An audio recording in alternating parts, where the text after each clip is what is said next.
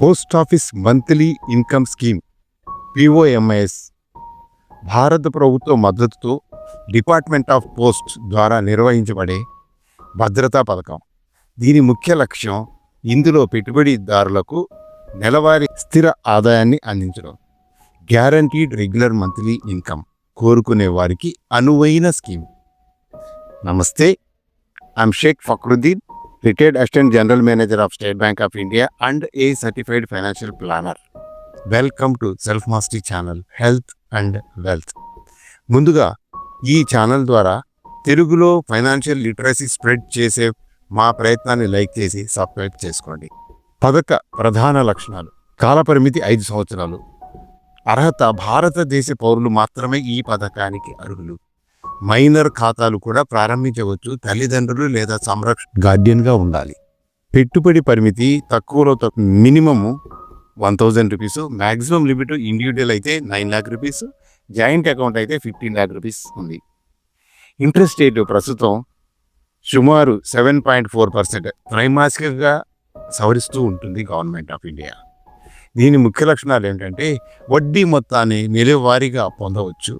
ఇది సీనియర్ సిటిజన్లకు మరి స్థిర ఆదాయం కోరుకునే వారికి అనువైనది.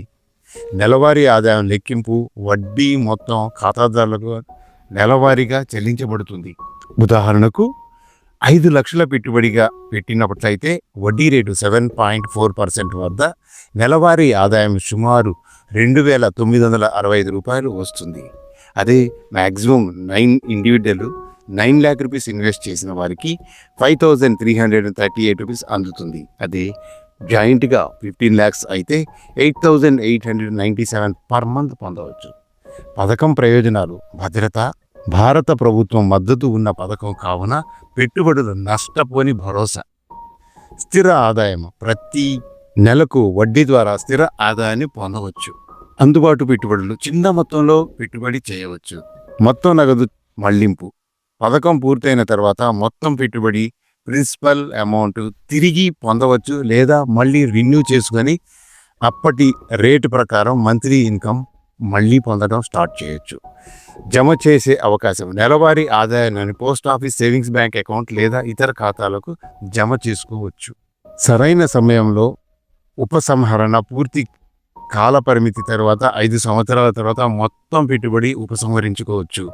ప్రీమేచ్యూర్ విత్డ్రాయల్ అవకాశం ఉందా అనేది ఆలోచిద్దాం. 1 సంవత్సరం తర్వాత ఉపసంహరణకు విత్డ్రా చేసుకోవడానికి అనుమతి ఉంది, కానీ పెనాల్టీ ఉంటుంది. Example: if you withdraw before 3 years, A deduction of 2% on deposits and after 3 years A deduction of 1% on deposit amount ఉంటుంది. పథకంలోని రూపాయలు పన్ను రాయితీ లేదు, ఏ రకమైన ఎగ్జెంప్షన్ లేదు. పెట్టుబడులు లేదా వడ్డీపై పన్ను రాయితీ లేదు. అంతా ఇన్కమ్ అంతా ట్యాక్సబుల్ పరిధిలోకే వస్తుంది. ఇన్ఫ్లేషన్కి తగిన రాబడులు రావు. వడ్డీ రేటు సరిహద్దులోనే ఉండడం వల్ల ఇన్ఫ్లేషన్ అండ్ వడ్డీ రేటు ఈక్వల్గా ఉండడం, దాదాపుగా ఈక్వల్ ఉండడం వల్ల దీర్ఘకాలంలో ఇన్ఫ్లేషన్ ప్రభావం ఉండవచ్చు. ఎవరికి ఇది అనువైనది అంటే సీనియర్ సిటిజన్లు, సురక్షితమైన నెలవారీ ఆదాయం కోసం ఫిక్స్డ్ ఇన్కమ్ కోరే పెట్టుబడిదారులు, రిస్క్ తీసుకోకుండానే స్థిరమైన ఆదాయం కోరే వారికి అనువైనది.